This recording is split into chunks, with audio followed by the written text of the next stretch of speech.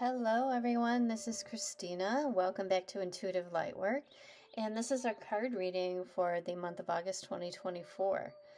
I already have my Palo Santo, so doing a little smudging here to clear the energy in this space before we dive right in.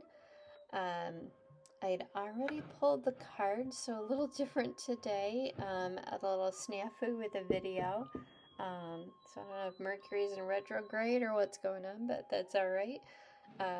Just gonna roll with it, which seems to be the theme of late. Can be lots of challenges. The month of July was a doozy. We made it through. And we carry forward in the most positive, with the most positive of intentions. So I've done things a little bit differently today. Pulled from 3 different decks that I will then walk you through in my interpretation intuitively of the meaning behind each of these. So the first card that I pulled from my crystal deck is the Teacher. And the Teacher reads as, I have the divine wisdom of the universe within me, and I openly share it with the world. So for any of you watching today, let your true gifts shine, right? We all have gifts that are of value that we bring to this world. Let them shine through. Let those teachings come forward. There is a phrase that I'm sure many of you, some are aware of, that the teacher, when the time is right, the teacher will appear. And I believe that is completely true. And you may very well be that teacher, whether it's in the physical world, the spiritual world, or even in the emotional world, right? So let those gifts shine. And in order to be able to do so well, the second card that came through was communication. And intuitively, so I'm not referencing the decks. This is from Colette Baron Reed in one of her oracle decks. The Wisdom of Avalon, actually, oracle cards. And the premise of this, and what I'm picking up on, is in order to teach well, in order to communicate well, regardless of the circumstances, we need to first be able to listen, right? We need to be able to listen very carefully and very well. So often in conversation as human beings, it's not balanced conversation. We're waiting for our next step or opening to speak. And by doing so, we're concentrating on what we're going to say next, as opposed to putting that aside and listening carefully to what's being shared with us, right? It's going to help to enhance that overall communication. And then to further reinforce the messages for the month of August, then from our Humanist Luminous deck that I've used historically, we have ruthless compassion. So in those communications, as a teacher, if you're practicing that ruthless compassion, you're allowing for all sides to present themselves, for all voices to be heard. That's essential. And all voices carry worth and value.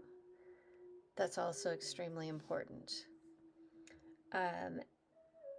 And by approaching from a place of peace, from a place of love, from a positive place of moving forward with good intent for all of humanity, for the greater good of all involved in our situation, whether it's within your team at work, whether it's within your relationships in your household, your home, or whether it's on a grander scale across the nation, across the globe. If we first approach those conversations that all parties involved have good intent, and also this comes back to the point of the teacher, that individuals, they only know what they know, right? They don't know what they don't know, which sounds ultra simple, but it's not. if we can carry that understanding, that level of emotional intelligence into our conversations with others, we're going to be far better off and in a place in which we can accept where they are. In times of chaos and turmoil and churn, individuals approach those situations very differently. Sometimes you have the person that is going to feel better if they can be the fixer, right? Bringing forth a new plan. And then a couple days later, they have another new plan. If we can step back from that, we can understand that that's how that person is dealing with the current churn and the chaos that they're in, to bring themselves back to a sense of peace and to hopefully bring that sense of peace to others and balance. So there are various channels with that. Others need to go to a place of quiet, a place of solitude, to listen carefully. And I think that's another perspective of this ruthless compassion, right? What does that look like for yourself? Are you giving yourself that place of solitude, that place of silence, that place of peace, to have inner reflection that's going to help influence, when you come out of that, a better state of communication in all those that you interact with, right? It may help you to let go of any of the lower level negative energies, anxiety, stress, depression, anger, frustration, so that you can then shift into that place of balance and then approach all those conversations and places of communication with empathy, with peace, with love, with a sense of understanding, with a sense of acceptance. As we well know, not all situations are those in which we're necessarily going to agree or align, but that's okay.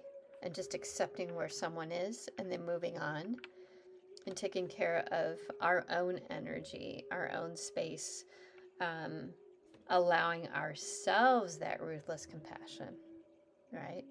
Because we're different doesn't mean that we're wrong or bad. It just is.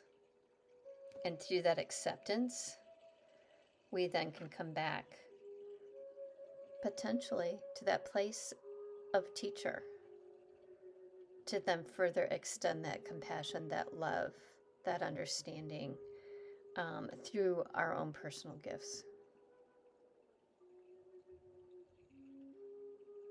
So I see a beautiful month ahead here in August.